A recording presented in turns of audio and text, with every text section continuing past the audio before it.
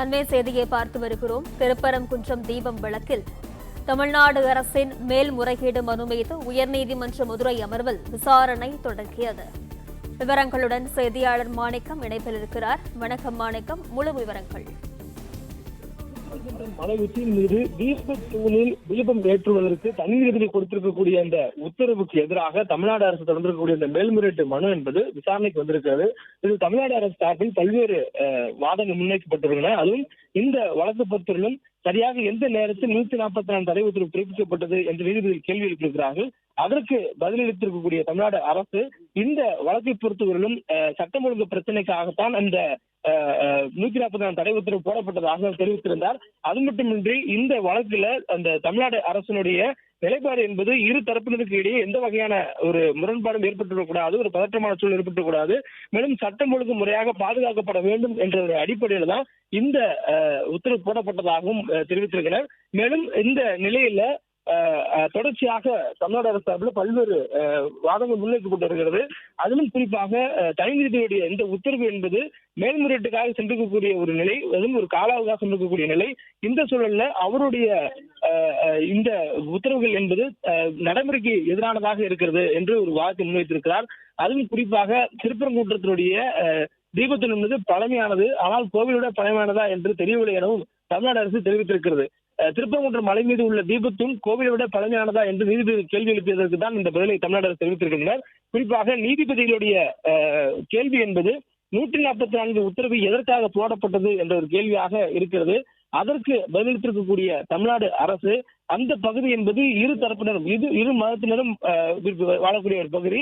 அந்த இடத்திற்குள்ளாக அவர்கள் வசிக்கக்கூடிய பகுதிக்குள்ளாக ஒரு அசம்பாவிதம் ஏற்பட்டுவிடக் கூடாது, சட்டம் ஒழுங்கு பிரச்சனை ஏற்பட்டுவிடக் கூடாது என்ற நோக்கத்தில் இவ்வாறான உத்தரவு பிறப்பிக்கப்பட்டிருப்பதாகவும் தெரிவிக்கப்பட்டிருக்கிறது. மேலும் இந்த உத்தரவை தனி நீதிபதி உத்தரவை பின்பற்றி மலை மீது தீபத்தூணில் தீபம் ஏற்றுவதற்காக வந்த மனுதாரர் அரசு பிறப்பித்திருக்கக்கூடிய 144 தடை உத்தரவை மீறி அதிக அளவான எண்ணிக்கைகளை கூறியிருந்தனர்.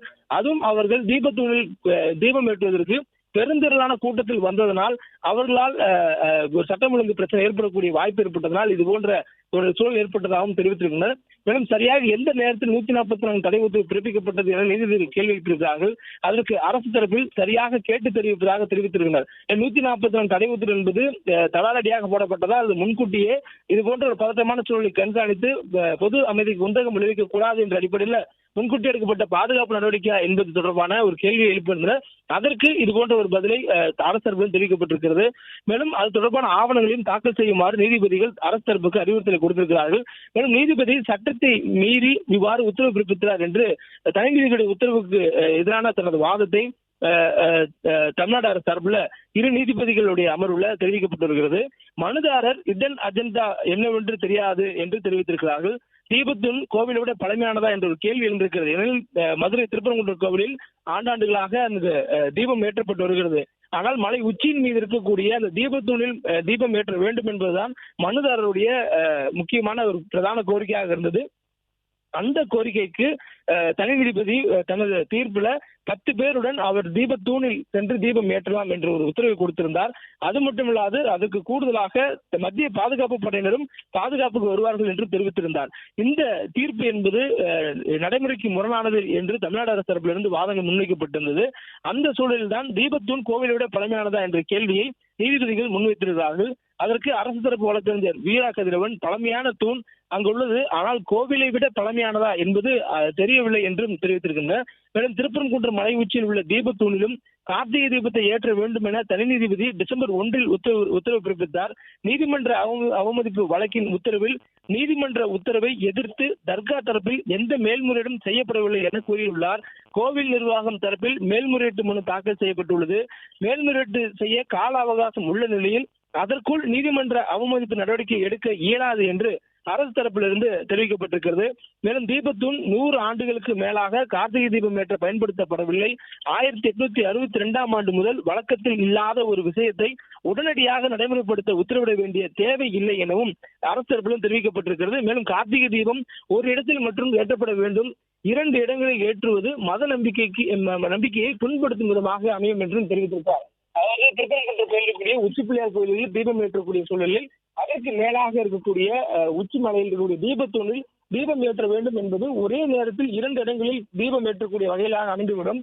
இது மத நம்பிக்கைக்கு ஒரு முரண்பட்டதாகவும் அவர் மத நம்பிக்கை கொண்டவர்களுக்கு புண்படக்கூடியதாகவும் அமைந்துவிடும் என்று அரசு தரப்பிலிருந்து எடுத்துச் சொல்லப்பட்டிருக்கிறது. மேலும் இந்த தீபத்தூணை பொறுத்தவரை 100 ஆண்டுகளுக்கு மேலாக கார்த்திகை தீபம் ஏற்றப்படாமல் இருக்கிறது என்ற ஒரு தகவலையும் அரசு தரப்பிலும் தெரிவிக்கப்பட்டிருக்கிறது. 40 ஆண்டுகளுக்கு மேலாக அந்த பகுதிகளில் தொடர்ச்சியாக தீபம் ஏற்றி வருவதாக சொல்லக்கூடிய சூழலில் தீபத்தூணில் தீபம் ஏற்றக்கூடிய நடைமுறை என்பது 100 ஆண்டுகளுக்கு முன்பாகவே கைவிடப்பட்டதாக அரசு தரப்பிலும் தெரிவிக்கப்பட்டிருக்கிறது. 1862 அந்த வழக்கத்தில் இல்லாத ஒரு விஷயத்தை 1862ஆம் ஆண்டிலிருந்து தற்போது வரை நடைமுறை இல்லாத ஒரு விஷயத்தை நடைமுறைப்படுத்துவதற்கு உத்தரவிட வேண்டிய தேவை இல்லை எனவும் தனி நீதிபதி உத்தரவுக்கு எதிரான தனது வாதத்தை அரசு தெரிவித்திருக்கிறது. மேலும் திருவண்ணாமலை உள்ளிட்ட இடங்களில் ஒரு இடத்தில் தான் தீபம் ஏற்றப்பட்டது எனவும் தெரிவிக்கப்பட்டிருக்கிறது. கார்த்திகை தீபத்திற்கு மிக பிரபலமான கோயிலாக அறியப்படக்கூடிய திருவண்ணாமலை கோயிலும் கூட திருவண்ணாமலையினுடைய உச்சியில் ஒரு இடத்தில் தான் தீபம் ஏற்றப்படுகிறது. வெவ்வேறு இடங்கள்ல அந்த தீபம் என்பது ஏற்றப்படுவதில்லை. இதே மத நம்பிக்கை கொண்டவர்களுக்கு புண்படுத்தக்கூடிய ஒரு செயலாக அமைந்துவிடும். அந்த சூழலில் திருப்பரங்குன்றம் மலையின் மீது உச்சியில் இருக்கக்கூடிய தீபம் ஏற்றுவதற்கு முன்பாக ஆண்டுகள் தோறும் வழக்கமாக நடைமுறையில் இருக்கக்கூடிய தீபம் ஏற்றக்கூடிய பகுதிக்கு மாற்றாக இந்த இடத்தில் ஏற்றுவது என்பது 2 இடங்கள் தீபம் ஏற்றுவதாக அமைந்துவிடும். இதனால் இந்த செயல்பாடு என்று மத நம்பிக்கை கொண்டிருக்கக்கூடிய இந்து சமய நம்பிக்கை கொண்டிருக்கக்கூடிய மனங்களை புண்படுத்தும் விதத்தில் அமைந்துவிடும் என்று அரசு தரப்புல வாதங்களை முன்வைத்துள்ளார்கள். மேலும் திருப்பரங்குன்றம் மலை உச்சியில் உள்ள தீபத்திலும் கார்த்திகை தீபத்தை ஏற்ற வேண்டும் என்ற தனி நீதிபதியுடைய உத்தரவு என்பது டிசம்பர் 1 தான் பிறப்பிக்கப்பட்டிருக்கிறது. டிசம்பர் 3ஆம் தேதி கார்த்திகை தீபம் 2 நாட்களே இருக்கின்றன. இந்த சூழல்ல ஒரு மேல்முறையீடு செல்வதற்கான ஒரு அவகாசமே இல்லாத ஒரு சூழல் இருக்கிறது. இந்த மாதிரியான சூழலில் இந்த தீர்ப்பை நடைமுறைப்படுத்த வேண்டும், இவ்வாறான உத்தரவு கொடுக்கப்பட வேண்டும் என்ற கட்டாயம் என்பது இல்லை என்பதை புரிந்து கொள்ளக்கூடிய சூழல் இது என்பதையும் நீதிபதிக்கு முன்பு அரசு தரப்பிலிருந்து எடுத்துரைக்கப்பட்டிருக்கிறது. மேலும் நீதிமன்ற அவமதிப்பு வழக்கு விசாரணைக்கு உகந்ததா என்பது முதலில் முடிவு செய்யப்பட வேண்டும், அதன் பின்னரே வழக்கு விசாரணைக்கு எடுக்கப்பட வேண்டும் என்றும் அரசு தரப்பிலிருந்து வாதமாக முன்வைக்கப்பட்டிருக்கிறது. இன்று பிற்பகல்ல நீதிமன்ற அவமதிப்பு வழக்கு விசாரணைக்கு வர இருக்கிறது. இந்த சூழல்ல அந்த வழக்கு முதலில் விசாரணைக்கு உகந்ததா என்பதை தெரிவு செய்துவிட்டு அதற்கு பிறகாகத்தான் அதன் மீதான விசாரணை நடத்தப்பட வேண்டும் என்று அரசு தரப்பிலிருந்து வாதங்கள் முன்வைக்கப்பட்டிருக்கின்றன. குறிப்பாக திருப்பரங்குன்றம் மலை மீது தீபம் ஏற்றக்கூடிய இந்த விவகாரத்தை பொறுத்தவரையிலும் நேற்றைய நடைபெற்றக்கூடிய சம்பவத்துக்கு பிறகாக மிகுந்த தமிழ்நாடு முழுவதுமான கவனத்தை ஈர்த்திருக்கிறது.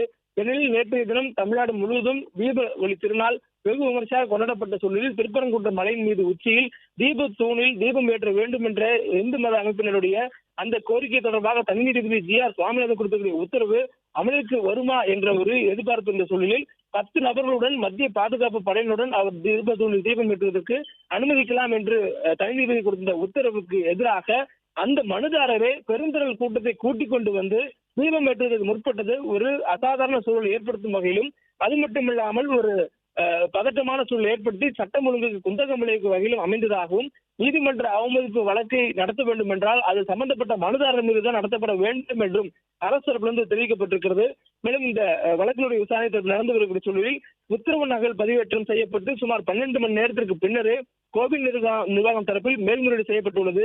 ஏன் தாமதம் என்று நீதிபதிகள் கேள்வி எழுப்பியிருந்தனர். தனி நீதிபதியுடைய உத்தரவு பிறப்பிக்கப்பட்டு அந்த உத்தரவுடைய நகல் பதிவேற்றம் செய்யப்பட்டு சுமார் 12 மணி நேரத்திற்கு பிறகாகத்தான் திருப்பரங்குன்றம் கோவில் நிர்வாகம் மேல்முறையீடு செய்துள்ளதாக நீதிபதிகள் கேள்வி எழுப்புகிறார்கள்.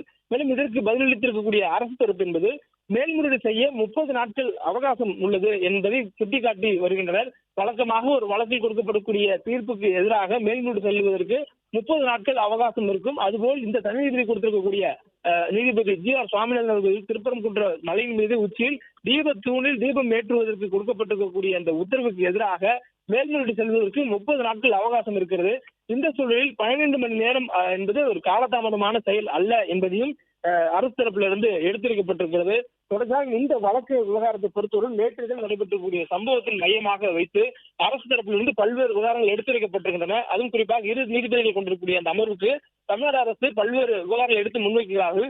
அதிலும் குறிப்பாக சட்டம் ஒழுங்கை பேணி காக்கக்கூடிய தலையாய கடமை மாநில அரசுக்கு இருக்கக்கூடிய சூழலில் அந்த இடத்தில் திருப்பரங்குன்றம் மலையை சுற்றக்கூடிய பகுதிகளில் இஸ்லாமியர்களும் இந்து மதத்தை சார்ந்தவர்களும் இருக்கிறார்கள். இந்த சூழலில் மனுதாரர் செயல்படுத்தக்கூடிய அந்த விதம் என்பது சட்டம் ஒழுங்கை மீறுவது மட்டுமில்லாமல் ஒரு மத பிரச்சனை ஏற்படுத்தக்கூடிய வகையிலானது, ஒரு பதற்றத்தை உருவாக்க முயலக்கூடிய ஒரு செயலானது என்பதையும் குறிப்பிட்டிருக்கின்றனர்.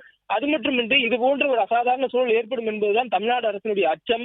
அதன் காரணமாக 144 தடை உத்தரவு பிறப்பிக்கப்பட்டு அந்த இடங்களில் சட்டம் ஒழுங்கு பாதுகாக்கப்பட்டு வந்தது. வழக்கமாக ஏற்றக்கூடிய தீபத்திற்கு எந்த வகையிலான ஒரு இடையூறும் இல்லாமல் அந்த பணிகள் பாதுகாக்கப்பட்டது. ஆனால் தீபத்தூணில் தீபம் ஏற்ற வேண்டும் என்ற தனி நீதிபதியுடைய உத்தரவை அமல்படுத்த வேண்டும் என்று மனுதாரர் மற்றும் அவருடைய ஆதரவாளர்கள் பெருந்திரளாக கூடி அவர்கள் செய்த செயல் மட்டுமே அந்த பகுதியில் ஒரு பதற்றத்தை ஏற்படுத்தியிருக்கிறது என்ற ஒரு வாதத்தை தமிழ்நாடு அரசு சார்பில் முன்வைத்திருக்கிறார்கள். மேலும் அரசு தரப்பிலிருந்து இந்த வழக்கு தொடர்பாக மேல்முறையீடு செய்வதற்கான கால அவகாசம் இருக்கக்கூடிய சூழல்ல அரசுக்கு எதிராக ஒரு அவமதிப்பு நடவடிக்கையை நீதிமன்றம் மேற்கொள்வது என்பது சட்டத்தின் ரீதியாக ஏற்புடையது அல்ல. அதுவும் குறிப்பாக ஒரு மலை மீது தீபத்தூணில் அவர்கள் தீபம் ஏற்றுவதற்காக கொடுக்கப்பட்ட அந்த உத்தரவு என்பது தீபம் ஏற்றுவதற்கு 2 நாட்களுக்கு முன்பாக டிசம்பர் 1ஆம் தேதி என்று கொடுத்திருக்கிறார். போதுமான கால அவகாசத்திற்குள்ளாகவே மேல்முறையீடு செய்வதற்கு முன்பாகவே இது போன்ற ஒரு உத்தரவை செயல்படுத்த வேண்டும் என்பது ஏற்புடையதாக இருக்காது. இதன் அடிப்படையில தனி நீதிபதி ஜி.ஆர். சாமிநாதன் கொடுக்கக்கூடிய உத்தரவை தமிழ்நாடு அரசு செயல்படுத்தவில்லை என்று அவர் கொடுத்திருக்கக்கூடிய இந்த அந்த நீதிமன்ற அவமதிப்பு வழக்கை விசாரணைக்கு எடுத்துக் கொள்வதற்கு முன்பாக இந்த வழக்கு உண்மையிலேயே நீதிமன்ற அவமதிப்பு வழக்கு தானா, அவ்வாறு விசாரிப்பதற்கு அதில் முகாந்திரம் இருக்கிறதா என்பதை தேர்வு செய்துவிட்டு அதற்கு பிறகு அதன் மீது விசாரணை நடத்தப்பட வேண்டும் என்று அரசு தரப்புல வாதங்கள் முன்வைக்கப்பட்டிருக்கிறது. எனவே இன்று பிற்பகல்ல நீதிபதி ஜி.ஆர். சாமிநாதன் முன்னிலையில நீதிமன்ற அவமதிப்பு வழக்கு என்பது விசாரணைக்கு வர இருக்கிறது. ஏற்கனவே அவர் கொடுத்த உத்தரவுக்கு எதிராகத்தான் தமிழ்நாடு அரசு செயல்படவில்லை என்ற குற்றச்சாட்டை முன்வைக்கக்கூடிய சூழலில் அவர் முன்னிலையில் இந்த வழக்கு நீதிமன்றத்தில் விசாரணைக்கு எடுத்துக் கொள்ளப்பட்டிருக்கிறது. குறிப்பாக அவர் கொடுத்திருக்கக்கூடிய அந்த வழக்கினுடைய தீர்ப்பு அதற்கு எதிராகத்தான் தமிழ்நாடு அரசுடைய இந்த மேல்முறையீடு மனுவே அமைந்திருக்கிறது. இந்த சூழலில் இந்த நீதிமன்ற அவமதிப்பு வழக்கை முகாந்திரம் இருக்கிறதா என்பதை முதலில் பரிசீலிக்க வேண்டும் என்று அரசு தரப்புல வாதங்கள் முன்வைக்கப்பட்டிருக்கின்றன.